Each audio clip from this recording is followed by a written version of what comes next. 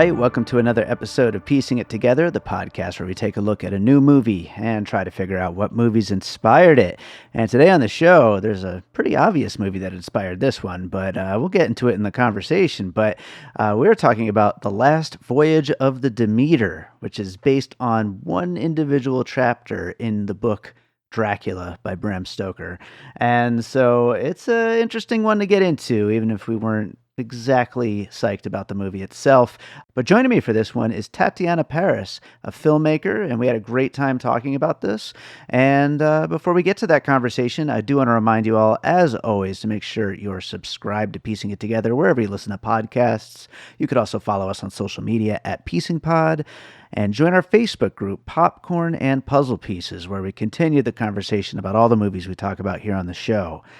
One last thing, we do have a Patreon, the Produced by David Rosen Patreon, where I post bonus and advanced content from Piecing It Together, from Awesome Movie Year, which is another movie podcast I produce, and from my music career. So I'm actually releasing a soundtrack album of a score that I did last year for a horror film called Jacqueline, and by the time this episode goes up, that soundtrack will be out, or at least part of it, because I'm releasing it like a track a day for like a couple of weeks. But yeah, lots of great content over there on the Patreon. It's patreon.com/bydavidrosen. I appreciate you just being out there and listening. But if you want to support the show in that way, I also very much appreciate it. So with that said, let's talk about The Last Voyage of the Demeter. All right, it's time to get into The Last Voyage of the Demeter. And joining me, we've got Tatiana Paris. Tatiana, welcome to Piecing It Together. So excited to be here. Cannot wait to get into this one. I am excited too. We talked a little bit ahead of time, but I think we were both a little disappointed with this movie, but that won't stop us from having some interesting things to get into with it. Before we get into it too much, though, it is your first time on the podcast. Tell people about you and your filmmaking and what you do. Sure. So I'm a Los Angeles-based filmmaker. I'm a screenwriter and director. I mostly specialize in cerebral thrillers and horror. So especially with the horror genre, I was really excited to delve into Last Voyage of the Demeter because horror is everything that I love. It's everything I obsess over.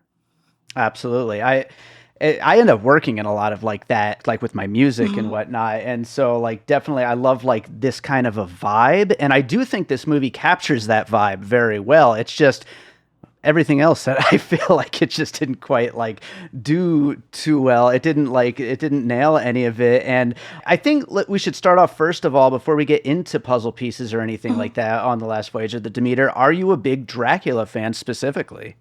Okay. So a fun fact, my family comes from Transylvania. Okay. So my dad's side of the family is like Transylvanian, Romanian, Ukrainian. And so since I was as a young age, I felt like, oh, there's something connected here between me and Dracula. Like there's a really strong theme. So I was a huge fan of vampires in general, but Dracula in particular. So I do think that this one for me really fell short of the Dracula lineage. I really just didn't feel like it had the heat. The pain or the depth to it. I don't actually know what tone they were 100% going for in this attempt. But yes, I love Dracula. I see a lot of people comparing this to like the old Hammer films and stuff like that, and like just that classic vibe. And I would take that movie. I would take the classic old school horror version of this movie, but then we get this like very CGI looking Dracula, and I'm just like, it's not that. What are we talking about here? Like, it's not that version of Dracula. So yeah, I don't know. It definitely feels like a mix of vibes, but you know, with that said, let's just start jumping into puzzle pieces. We'll get to what works and what doesn't work along the way, I'm sure, but what do you have for your first piece here? Okay, I feel like if I'm trying to not be mean, my first puzzle piece is Crimson Peak. Okay. The Del Toro movie. Have you seen it? I have. Yeah, I saw it when it came out. I haven't seen it since then. So it has a very gothic feel to it, which I feel like they were kind of trying to emanate in this. And I also think the kind of CG heavy jump scares, even the shot style of it, was kind of in the same realm of a lot of Del Toro pieces, but specifically Crimson Peak. Yeah. Yeah, I think that's actually a really good one because, and I hadn't thought of that, but because we're dealing with a setting that should be beautiful, like this dark boat on these open seas and like all that gothic vibe of it all, and then just kind of throwing in CGI. And I felt the same way about Crimson Peak when it came out, and I was like, it's so close to right. It's so close. And I mean, we all love Del Toro, and like, you know, his sense of style and vibe are perfect in that movie, as they are in all his movies. But then there's just certain elements that are thrown in there that kind of screw it up and like, for lack of a better phrase. But yeah, I think that's a great one to kick this off with, and I think that fits really well here. I will go with, for my first puzzle piece. Well, I had joked ahead of time on Twitter that I was going to be doing this if I did, in fact, do an episode on this. So I guess I have to start off with it. My first puzzle piece has to be Titanic. Because we are getting a movie. Of course, continue. Yeah. We are getting a movie in which a story that we already know the ending of, and that's not a problem. It obviously works with Titanic. It's worked with many other movies in the past. We know what's going to happen, and we have to be along for this ride of, well, is there going to be interesting things that happen leading up to the eventual disaster? Yeah. And there very much is in Titanic, and there is in a lot of other movies where it's based on a story we know.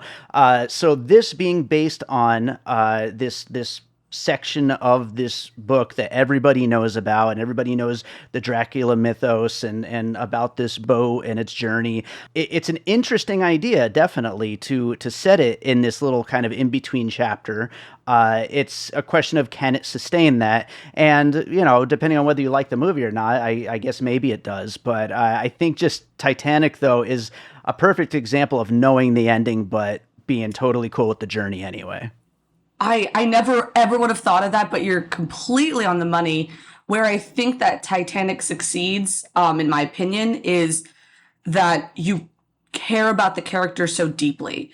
Yeah. And you actually almost hope by the point of the iceberg that you're like, can something change? Mm-hmm. What can happen to stop this? Whereas I feel, and I can only speak for myself personally, I didn't care about almost anybody in Last Voyage of Demeter. I don't think they were really successful at their dynamic or even with their chemistry to where I was like, oh, how are you going to split the gang up? You know, like, oh no, what are they going to do without, you know, little Timmy? Whatever his name is. I can't remember what his name is. You know, I think that was probably whatever, I don't want to spoiler. But that's where I feel like Titanic, you can have a movie that's successful like that. You just have to really care about the journey and care about the people on the journey to know that it's eventually going to explode into, you know, fire. Exactly. And one other thing, this is a bit of a tangent, but before we go on to our next puzzle piece here, and it fits in with Titanic and this whole idea of this chapter idea, my biggest problem with The Last Voyage of the Demeter, and I have to throw this out there, the opening title crawl, it sets the scene that we're about to see this boat that's on its way from Transylvania to England, and this is the torturous journey that they went on, and blah, blah, blah, blah, blah, blah, blah. Down at the very last sentence, this is based on the novel Dracula. Why break the sense of this being a real thing that we're about to watch? They're telling us this is a fiction story. Why do that? All they had to do is not include that. I thought about that the whole movie long. Like, why did they include that sentence? I just couldn't get it out of my head. It's so weird. Well, also, we know. Like, trust your audience. Trust the audience. Yeah. And people who are going to go see it, who are diehard fans of Dracula, know that. And people who aren't, that isn't going to change their opinion on the material. They're like, why is Dracula on a boat? That doesn't make any sense. I mean, like, if that's your audience, they're already not going to get it, or they're going to be jumping along for the journey. Right. Thanks for that, guys. I think that they're really trying to push. I mean, it's really clear. I don't think this gives it away, but it's really clear by the ending that they clearly want to make more money by having a ton of sequels.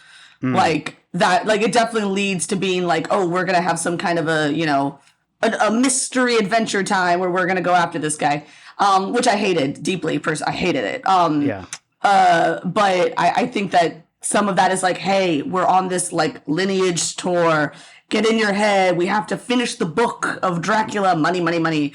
That's how I felt about that moment. That makes a lot of sense and is a shame. But let's go on to your next piece. What do you got next? Okay. All right. You have to go with me on this one. And it's not just because they're on a boat. It's also the color grade and honestly a lot of the pacing of it, which I feel like is false. But Pirates of the Caribbean.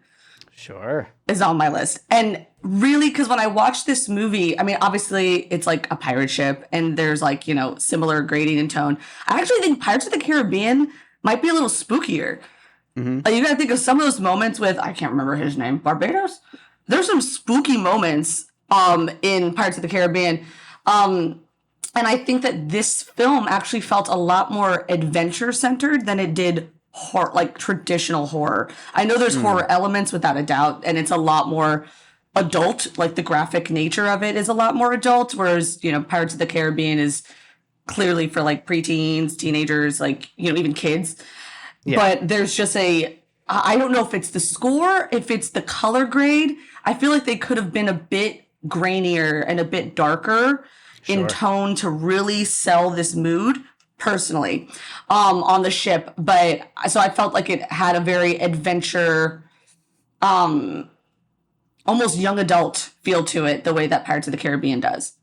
Yeah, that makes a lot of sense, and the general vibe of trying to harken back to those kinds of stories, the ghost stories are kind of a tough thing to sell nowadays, and Pirates of the Caribbean did it perfectly, and this, it certainly is trying to capture that vibe, I feel like, and whether or not it's successful, up to people who enjoy it or not. But you know what? I'm going to jump to another piece that I was going to bring up later, but this kind of goes along with that, I feel like, and that is John Carpenter's The Fog from 1980, which maybe my favorite. Well, The Thing is probably my favorite, but my second favorite John Carpenter movie. But as far as that vibe of like this whole thing that you're watching is a ghost story. It's just this spooky story you're getting told, and I feel like whether it is us, the audience, or it's the people in the movie who are reading the captain's log and getting the bits and pieces of what happened on the boat,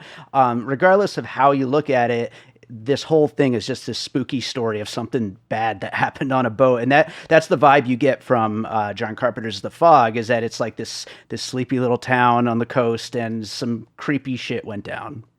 Yeah, I like that a lot. I wouldn't have thought of that. But even the kind of, it's not really the tone, but there's like an aesthetic that definitely matches as well. Like this misty, moody, bluish kind of feel to it that I feel like is definitely reminiscent of The Fog. Yeah, absolutely. Absolutely. Well, what do you got next? Let's see. It was tough. It was tough for me. Okay. This is my next one that I actually have I feel like is one of my strongest puzzle pieces. Okay. That the other ones are kind of dumb. Not to devalue my puzzle pieces, but I think they're kind of dumb. I'm sure they're great. You don't know that. So this puzzle piece, did you see The Nightingale? No, I heard good things about it. I haven't seen it, though. So The Nightingale is really, it's showcased as a horror, but it really is more of like kind of it might even be A24, kind of an A24 drama with just kind of dark horror elements about a woman, it's a period piece, who gets like brutally raped and then like runs off into the woods and like kind of tries to get her attackers.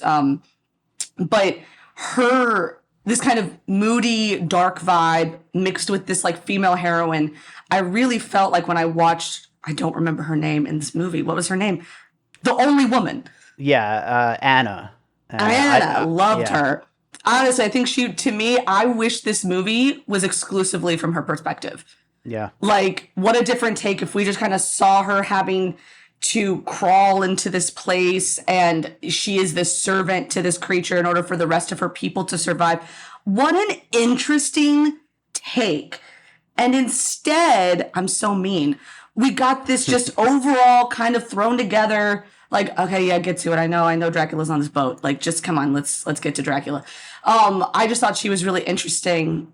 And I also feel like her experience with Dracula is very similar to like this this rape in the Nightingale, which is really dark and like taking advantage of this woman. And it's like obviously all these women are brought to Dracula in her country, in her town, in order to satiate him. So there's kind of a feminist POV like happening there that I feel like since she comes in later and she's not our main, she's kind of just she's an opportunity for exposition. Sure. Rather than as much as, man, I think she could have led the ship. Like, she's so interesting and clever, and jaded. So yeah, the Nightingale to me, it's definitely worth a watch. That was I feel like she also looks like her, was kind of inspired. Yeah. Okay. Yeah, no, that is definitely a movie that's been on my radar to watch. And yeah, I think like, like the sexual violence, like kind of metaphor is baked into this whole Dracula thing. And I think you're absolutely right. Like, just thinking about it right now, that character caught between like wanting to live a normal life, but already kind of turned by Dracula, like already like in this like state of almost dead, basically. Like there's a lot more interesting stories to be like looked into and something like that. But instead it's just like, kind of going paint by numbers through what we know is going to happen on this boat is we got to get through it all. So instead of exploring something interesting like that. So yeah, I think that's a great one. I will go with, a lot of people joke that this movie should have been called Dracula on a Boat. But yeah, it really should have been Dracula on a Boat. The other thing that this movie is Alien on a Boat. This is this creature just stuck on a boat, and all the crew members, they all have their like, it's not just people, it's crew members. It's the cook, it's the tech guy, it's the captain, et cetera, et cetera. And they all have to like, instead of working together, they all have to take their turns to go investigate what this thing is at night that's killing people. And they're all getting picked off one by one. And you just want to scream at them, like, why don't you just get together and go find this thing during the daylight? And, it's just, it just drives you nuts. But that felt like Alien. Okay, no, Alien is so perfect, except obviously Alien, their camaraderie is so strong. Yeah. Their camaraderie, I feel like they're also a little smarter. Maybe they're not. I haven't seen Alien in a while, but when I was leaving the theater to go to my car, people who were sitting behind me were also walking to their car, and I overheard them saying, why didn't they just put the crate on the deck in the daytime? And I literally had to turn. I was like, thank you. And we started talking about it, which I will say, it brought people together. We love the movies. You bring it together. Nice. But it was like so many things that they were doing were like, oh, this is easy. Like, it's not the whole thing is easy, but after like, I don't know, the 9th person gets slaughtered, like we should kind of have an idea of what's going on. Like it took too long to realize that, oh, this is not like a plague or something, whatever they thought it was at the beginning. I was just like, let's get to it. Dracula on a boat. It's actually really funny that his coffin has like a big insignia on it. Like you didn't think to look at that one first. Like it's really ridiculous. But well, I know, and then just do it in the day. Yeah. Just put it. It's so, we see so many examples of how that's their way. They incinerate instantly, which is a great way to show that this is the lore we're going with. I mean, obviously it's Dracula, but vampires have like many different lores that you can like play with. Yeah. So it's like, yep, that does it. That's the easiest. That's all. Maybe the only way to really kill it, as far as we know. Yeah. Absolutely. Guns don't seem to work. Punching it doesn't seem to work. Punching it rarely works. Rarely works in monster movies, punching, but What do you got for another piece here? Okay, so this literally is hand in hand with what we were just saying. So it's the only time to do it, but Cabin in the Woods. Oh, sure.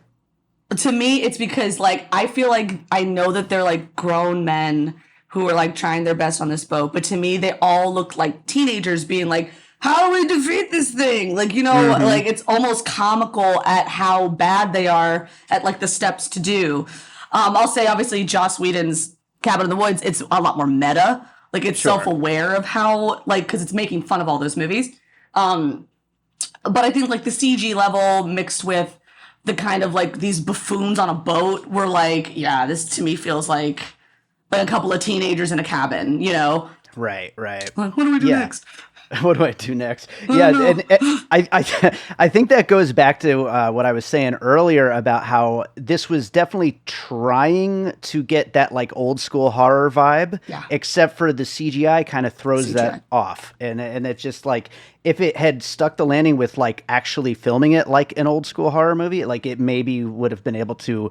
You might have been able to forgive that the guys are idiots because, that's kind of how they were back then and all those classic horror movies. Sure. It was just, I also feel like not only was there a CG Dracula, but I think you can tell that a lot of the shots are indeed CG. Like the background is, everything feels almost a little cartoony, which I think adds more to the young adult feel that I was feeling, along with the like takes away from that. Because I think it really could have that classic horror feel. But that CG cartoon goes instantly into like, oh, we're in Jurassic World just on a boat. Sure. Absolutely. It's like the whole thing. Yeah. So I will go with another one that kind of goes along with the same idea as my Titanic piece, but in a slightly different way, in more of a fiction way. I'm going with Rogue One, A Star Wars Story, which tells this extra little story that's happening in the middle of the Star Wars movies that everybody knows and loves. And it almost gives the whole thing a bit of a fan fiction-y kind of vibe to the whole thing. Like that makes a lot of sense. Yeah. We know that there was this boat ride. We don't know all the details of what happened on that boat ride that got Dracula to England, but now we're going to show you what happened on that. And Rogue One gives you these little fill-in-the-blanks details of things that happened in between the Star Wars movies. This gives you these little extra details of what happened in between Star Wars. So it's an interesting thing to do when trying to, you could look at it in a very jaded, like, we're just trying to make another movie to make some more money. But, you could, in a storytelling sense, come up with something interesting here. So. No, I actually think there's a lot of potential here for something. I just wish it was done differently. Like, I mean, it's so hard to be like, yeah, there is, but is like my constant like gut reactions, like, but it wasn't, or they were missing like these huge elements, or the pacing, or the characters. I don't know why their chemistry didn't feel super strong to me, which is hard to like manufacture. Sure. But that's a great puzzle piece. Awesome. What do you have next? So this one may seem on the nose, but Van Helsing. Sure. I mean, like, I'm also trying to see if I remember Van Helsing that well, but I know there's a bit of, I really only thought of Van Helsing at the very end. And I don't want to give too much away for the people who are like jazzed, especially after this podcast, hearing it being like, well, I can't wait to see Last Voyage. I can't wait. Yeah. we can get into spoilers, by the way. Go for it if you want to spoil something. Yeah. Okay. So when Dracula's just like sitting in a bar with his cane, ready to seize the day in London, I was like, oh, come on. Especially because I just have to tangent really quick. I thought that moment, the ending of Anna, was actually the best moment of the whole film. It was a beautiful shot, like the flames coming up over the sunrise. Her arc was significant and painful. I was like, end it here. Right. And end it here if you wanted to, or end it with like some kind of slaughtering of, I thought that the people on the boat were all the ones who discovered the boat were just gonna be slaughtered because he's still there. But we end up on a thing where, like, in a bar where, what is our lead's name? I can't remember any of the names. I'm so sorry. Clemens. Yeah. I thought Clemens was so dull. That's just a me thing. I was like, come on. So dull. He was so dull. Oh, help him. And then he's going to be kind of like this new vampire hunter. Like he knows that they exist, even though he clearly doesn't have the skills. Like, I don't think he really is qualified, but you could tell that this is like origin story. Yeah. Kind of material. That moment to me felt like even the styling of the movement of the camera, where it's like, and then he's gone, felt very like early 2000s Van Helsing to me. Yeah, no, absolutely. And I've said this to the people I was sitting next to at the movie when it ended. I was like, did you not think in Marvel fashion that they were going to say, "What's your real name?" or something. It's Van Helsing. Like, I for sure thought they were setting him up as like a whole shared universe bullshit, and that's just exactly how it felt. And so, yeah, Van Helsing definitely as a piece here, because that's who they're styling the character after. He's supposed to be the new Van Helsing. So, very interesting choice. And it should be said that this movie went through, I think, 20 years of development hell. No. Yeah, so it kind of makes sense that it's kind of a mess. But yeah, apparently the original writer of this, whose like idea was to take that chapter and expand it into a screenplay, he was a effects guy, I believe, on Bram Stoker's Dracula, the Coppola film. So, and then it just went into all different kinds of versions along the way. So that makes me really sad, because I think the chapter itself is like, hey, it's a cool setting. The high seas, this like rickety boat with, people are just trying to get there. There's like a bonus in place. I also think it was really rushed for this like to kind of have that origin story feel, but I think there's such potential there. Yeah. With the landscape. And if this guy was a special effects guy, like, he wanted this to be what Bram Stoker, what Coppola's was. Yeah. This like physical being that's like so ominous. Instead of having, I honestly think Anna's character had to do a lot of the heavy lifting to be like, no, trust me, he's scary. Like, you don't think he's scary. Like, you see him, I know him, he's bad. Yeah. So I think if he was physical, you would kind of get that, like, oh my God, I'm in the presence of like pure evil. Sure. Rather than like a cartoon bat.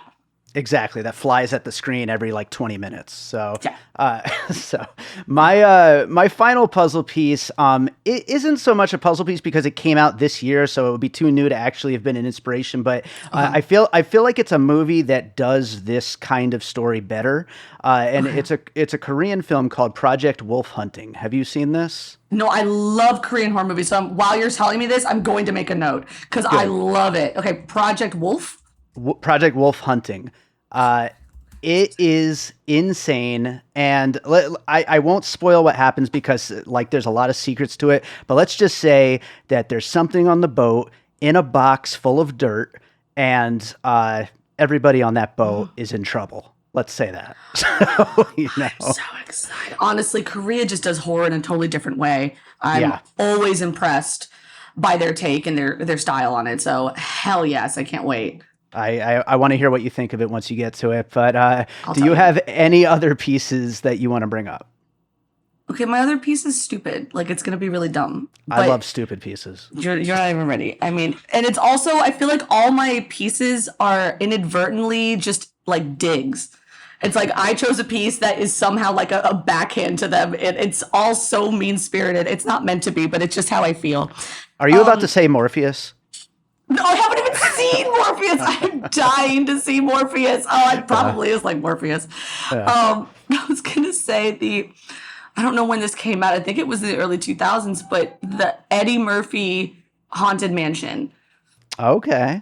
Really, there's just something to, because I honestly, while I was watching this, I said this, I think about maybe Pirates of the Caribbean, but more so this, there's something to me that is very cartoony.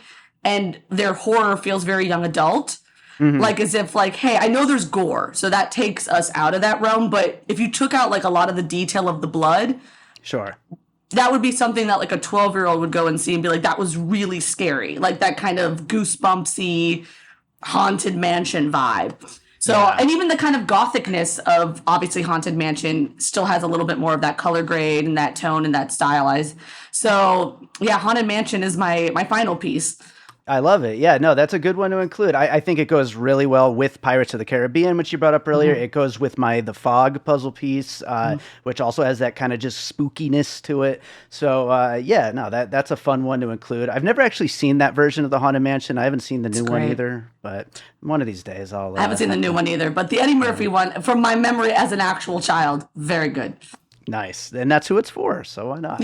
But I'll read down our final list of puzzle pieces here, and then we'll get into some closing thoughts. But we talked about Crimson Peak, Titanic, Pirates of the Caribbean, The Fog, The Nightingale, Alien, Cabin in the Woods, Van Helsing, Project Wolf Hunting, Haunted Mansion, and I threw Morpheus in there because why not? Why not? Yeah. I think like the thing that we're kind of both getting at with our backhanded puzzle pieces and all the other ones as well, is that this movie definitely has a vibe it was going for. It just maybe it kind of half stepped it in a way, like and it I don't know. It just didn't stick the landing, and I don't know. There's some interesting ideas to doing a story like this. It just didn't quite come together. Yeah, I feel the same way. I mean, I feel like I would love to see this movie done again in a different way. Because I actually really enjoy the premise. And I think I would really enjoy like this crew. You have such an opportunity. The crew is from all different parts of the world.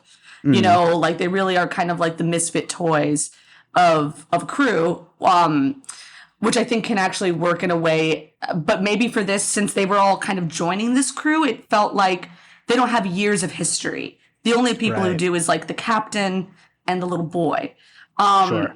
So I feel like if you're going to have this, you need to feel this bond to know that when people are getting just like devoured, that there's like a real loss rather than a selfish like, oh, I'm scared of getting hurt. Sure. And then if someone betrays the crew, that feels even more like, I can't believe you would do that to Timmy, you know, because, you know, they care about each other. And that really is like, but like, spoiler alert, when the chef leaves, I'm like, he should. I don't think he like, good. You owe these people anything. Yeah. They're all stupid. Get the hell out of here.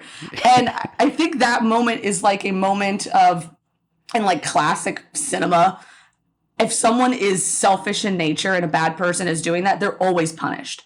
Sure. Even if they seek redemption. Like I always go back to, have you ever seen Angels with Dirty Faces? No, I haven't. It's a James Cagney movie, but he's like a gangster, as James Cagney always is. But he redeems himself, but he dies. Because even in that time of cinema, even if like your redemption is death, like you are like kind of saved and forgiven in the next life, and that's your ultimate redemption. Sure. So I think in this, there was a degree of like, oh, you think you can leave and you left your crew, you're getting punished for that. And I was like, he's the hero. He's like the most honest. I love him. And he's going to get brutally murdered on a boat. A tiny boat. Of course. Yeah. You don't get away. That's just the way it goes. No, absolutely. Well, yeah, I think that does it for the Last Voyage of the Demeter. Tatiana, is there another film you watched recently you'd like to recommend to our listeners?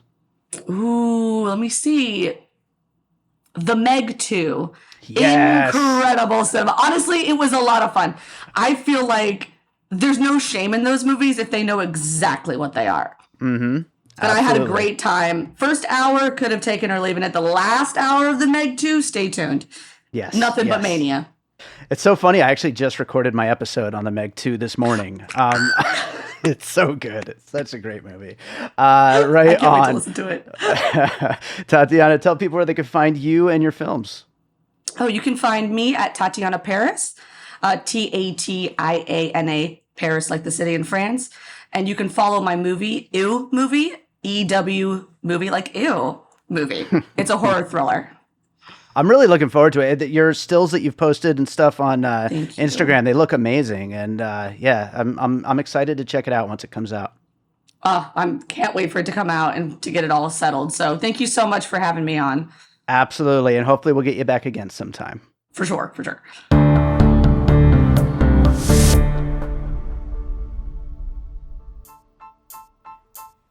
Welcome to the podcast that wouldn't die. I'm your host, Kevin. With me, as always, is Aaron. What up? Each week, we'll explore the classics of the horror and sci-fi genre with a little comedic twist. We will ask those important questions like, why don't they get out of the haunted house the first time they see the ghost or the demon? Why do people feel like, hey, there's been a spooky disappearance, but I'm going to investigate myself, even though I have no investigative background? Or, why didn't I realize I was dead the whole time? These important questions and many others we will get to the bottom of. So check us out each week at the podcast that wouldn't die. Be there or be square.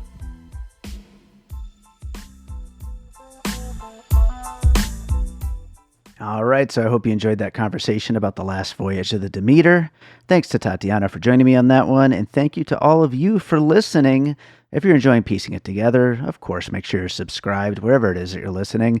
And if it happens to be Apple Podcasts or Good Pods or Spotify or somewhere where there's a 5-star button you could hit that 5-star button and drop us a little review. It helps get the show seen and heard by more people, and that's what we're here to do, is get this show heard by as many people as we can. So I do appreciate it for all of your feedback. And, follow us on social media at Piecing Pod. Join our Facebook group, Popcorn and Puzzle Pieces. Get in touch. I'm always looking for feedback. I'd love to hear puzzle pieces from the listeners. So get in touch. I'd love to hear from you and maybe get you on an episode one of these days. So with all that said, let's close this out with a piece of music like I always do. And you know what? I feel like playing a little preview. How about that? A little something that I've been working on for my next album. So I'm not going to tell you what the name of the track is, and I will tell you that it's not 100% finished, so keep that in mind.